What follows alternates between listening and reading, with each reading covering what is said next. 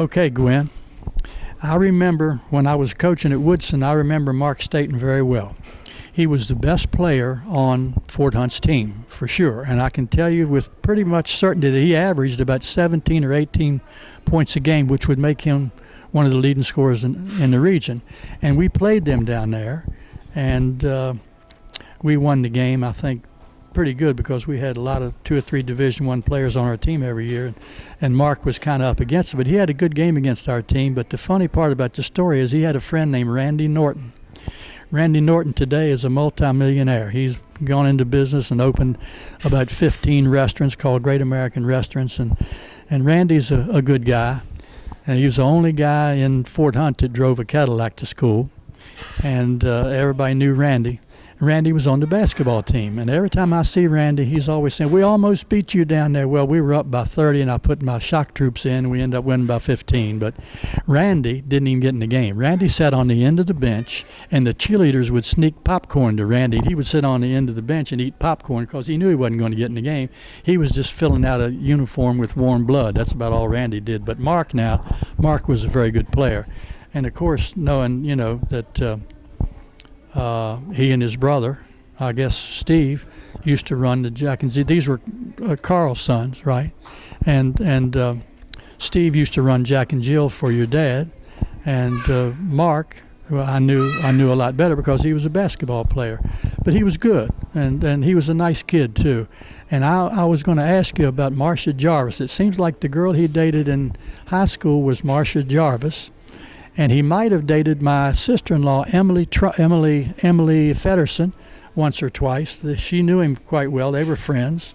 But I think, did he marry Marcia Jarvis? I'm not sure whether he did or not. Probably not. But she was a very nice-looking small girl, dark hair.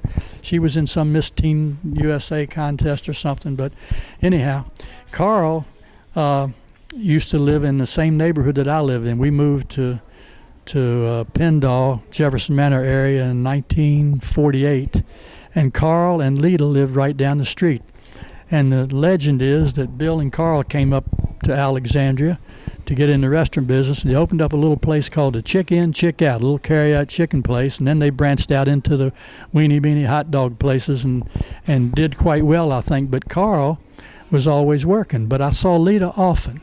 Lita would come up to Jefferson Manor Pharmacy. She had a couple of girlfriends, and they would come up to the counter, and I was working as a soda jerk and dishwasher and truck driver for prescriptions, and on Saturday mornings during the summer and a lot of mornings during the week, they would come and have coffee, and I got to know Lita quite well. And I really feel bad because I talked to her on the phone after you gave me your phone number and everything, and I said, "Lita, I'm going to stop by one day." She said, "I'd love to see you," because I also delivered their paper.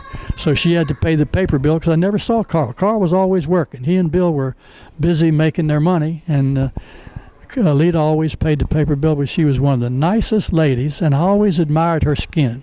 She had this beautiful tan skin. I don't know what her nationality was, whether she was Italian or whatever she was, but she had beautiful skin. A nice lady, beautiful lady.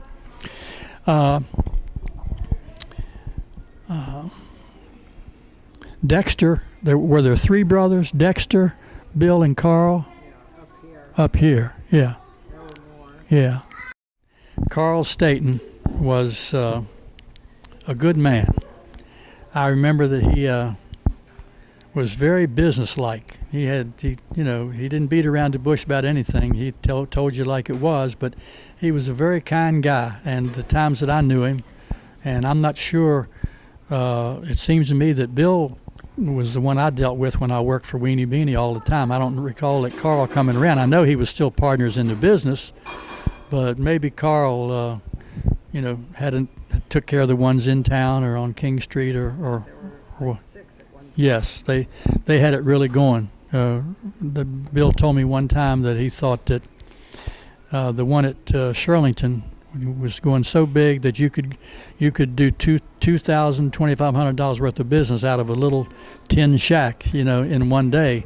When you get to the end of the year, that kind of business, it's a good business, and I know they did well, but I'm just happy that he and Carl decided to come up here and open up that little chick in, chick out place. About that. I didn't know about chicken and chicken out. I'm not sure. I think it was down on Henry Street, and they both worked it, themselves. They little chicken place, and then I guess being in there is like a sweat box where they were probably working 18 hours a day.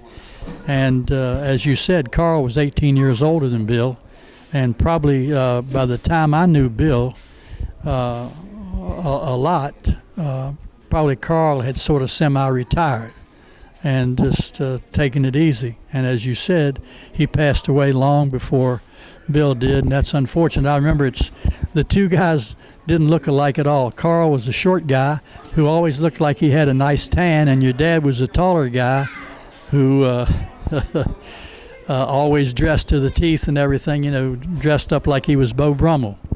But Carl was a good man, and Lita especially, I loved her. She was a really nice lady. Used to come up there and, as I say, drink coffee on Saturday morning when I'd be working, served she and her ladies coffee.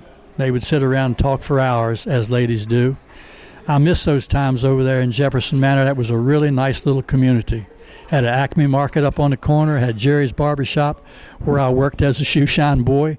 Used to get everywhere. Well, hey, I started out for Jefferson Manor Pharmacy driving a prescription truck and washing dishes at 75 cents an hour.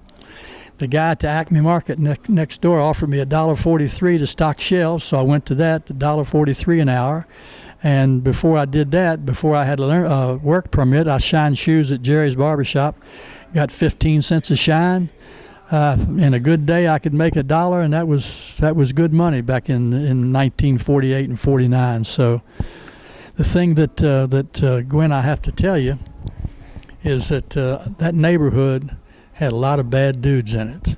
I always had coaching in my blood, and I used to get all the guys together to have a neighborhood baseball team, and we would go around and collect door to door to buy baseballs, bats, and catcher's equipment. And so we all convened, about 5 or 6 of us, under the street lamp up on the corner from my house. And I said, all right, how much we collect? Because I've got to go buy baseballs and bats and catcher's equipment tomorrow. And the oldest guy, who was already about 16 or 17, I was probably 14 at the time, he said, we're not giving you this money. We're taking this money to run away. Are you with us? And I said, what do you mean with you? I'm not running away. I got my house is 5 doors down there, and I got a nice warm bed, and I got breakfast in the morning. I'm not running anywhere. And they said, oh, you're a chicken. Said, my father punched me the other day, and Duff's father kicked him in the butt because he didn't like the way he was digging that ditch. We're running away. So I went to the bus stop next morning, and they weren't there. So I assumed they ran away. Well, what they did, they went and hot-wired a car down by the apartments not a half hour after I left them. And they got caught 5 days later in Indianapolis, Indiana, the FBI, because they crossed state line with that car.